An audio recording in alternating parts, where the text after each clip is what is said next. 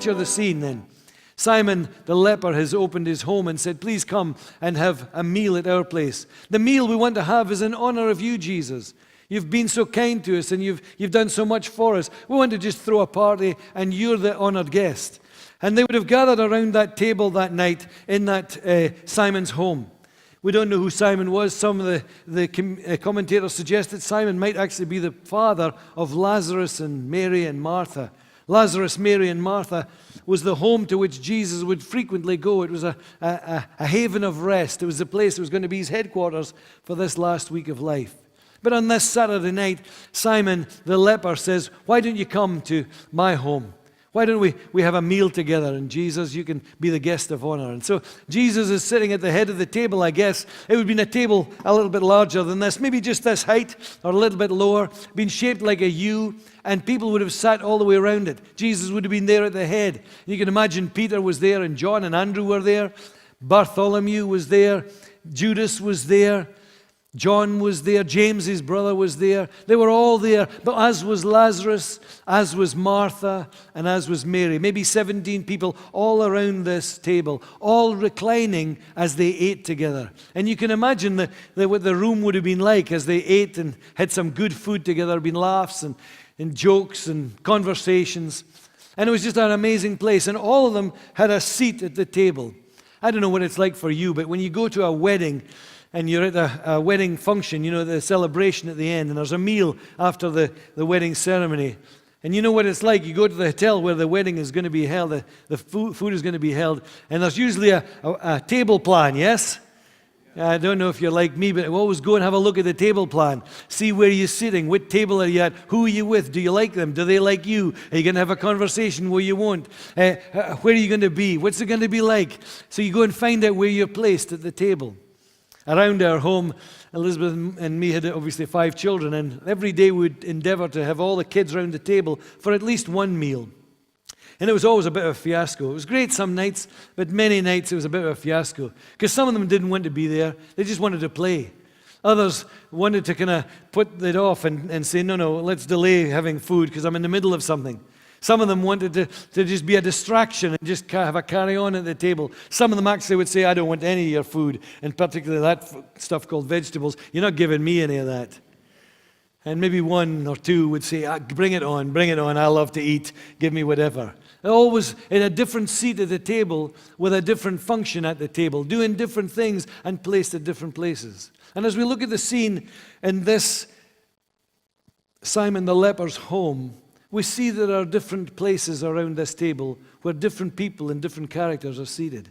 Each one representing their response to honoring Jesus. Each one representing their reaction to who Jesus was and what he was doing. Each one, I think, helping you and me and encouraging us and almost giving us a theme for the week of Calvary's journey. We hear what Judas says. He stands up among them and says, I object. Why would you do this? And then from that point onward, it says he then found in his heart to go, and it says then Judas Iscariot, one of the 12, went to the chief priests to betray Jesus to them. This extravagant expression of worship, this extravagant generosity that we're about to describe, this extravagant act that was so radical that he was in the midst of, was such a tipping point for him. And you know, radical love and radical generosity often does that to all of us if our hearts are not aligned with where God is. And we often get to the place of sitting in the place of rejection, which says, I don't want this love in my life. I don't want this man to be ruling over me. How sad it is that he had calculated how much it was going to cost, a year's wages for the jar of ointment. And yet just 4 days later, he would sell Jesus for 1/3 of the price. He gave 30 pieces of silver in exchange for Jesus' life. 30 pieces of silver is probably 3 or 4 months' wages.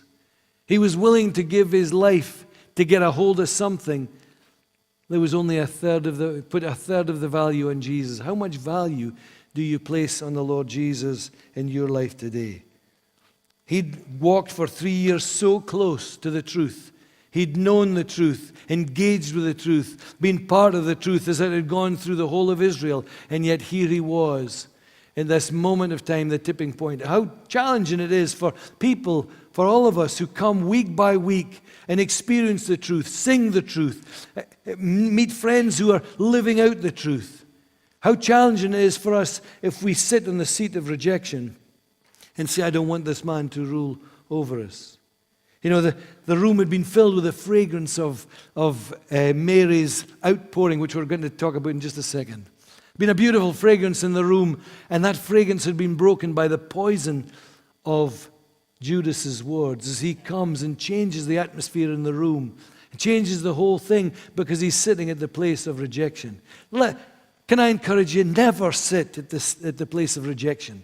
Never sit. If you're maybe sitting on that seat today, of the place of rejection today where you're saying, it's fine being in church setting, but I don't want Jesus to come and take over my life. I don't want Jesus to be the ruler and reigner of my life. Please, please, don't sit in the place of rejection. It's a place of poison. It's a place of disappointment. It's a place of hurt and pain. I would much rather you sat in the place of transformation. The place of transformation, as we read about it, it's where it says then Mary came with 500 milliliters of pure nard, and she poured it on Jesus' feet, and she wiped his feet with her hair, and the whole house was filled with the fragrance of the perfume. It's a place of holding absolutely nothing back for God. It's a place of expression of affection. It's a place of expression of devotion. It's a place of extravagance in our worship. You know what extravagance means? It means spending far too much. It means being excessive, beyond what is reasonable. It means to be profuse or too much. It gives an exaggerated response. You know, what does the place of transformation look like for you and me? Oh, that it would look like this in 2019 as we start journeying on the Calvary Road. That for you and me, we arrive at the place of transformation. It says, you know what, I'm going to hold nothing back as I give my all to God. I'm going to hold nothing back. I'm going to give him my very best in 2019. I'm going to give him my utmost for his highest in 2019 as we travel towards Calvary. This is what I'm going to do. What's it going to take for you? Well, it's not going to take the atmosphere being set. It's not going to take mood music or a bit of smoke or a bit of ambience. It takes a decision in your own heart. It takes a decision in your own mind. It takes the willpower and the courage that you have to say, that's who I'm going to be. I'm going to move my seat to the place of a transformation. Sometimes when we're at a wedding, we'll shift our seats so that I can be with somebody and Elizabeth can be with somebody, and we'll move our seats so that we can find a better place to be. Sometimes you are the same, I'm sure. You'll move your seat to be in a better, even when you come in here, you think, no, I'm not going to sit there. Can I encourage you, move your seat where you're sitting at around this table of decision. Move to the place of transformation. What does it look like? Well, it starts with the preparation in your heart. It says that Mary came with the alabaster box. She came having already decided. She'd considered, she'd counted the cost. She'd worked out how much this was going to be, and she'd rehearsed it in her mind. What does it look like when I break open this heirloom? What does it look like when I pour that over Jesus? What does it look like when I take my hair out and everybody's going to be looking at me? What does it look like when I express my worship with all that I am and all that I have? What does it look like when I give Jesus my very best? She'd prepared in her heart what that looked like. And for all of us in the room today, let's find a place of preparation where we begin thinking about what's it going to look like for me giving my all to Jesus? What's it like when I don't hold back some of my life that I'm holding back at the moment? What about if I don't hold back financially as I've been doing? What about if I don't hold back temporally with my time? What about if I don't hold back all the talent that God has placed within me? What about if I don't hold back from all the priorities that I place before me? What does it look like? And Mary would have come to that place of organization. It's no surprise. Her whole life was at the feet of Jesus. We find her in Luke chapter 10, there at the feet of Jesus, sitting there listening to him.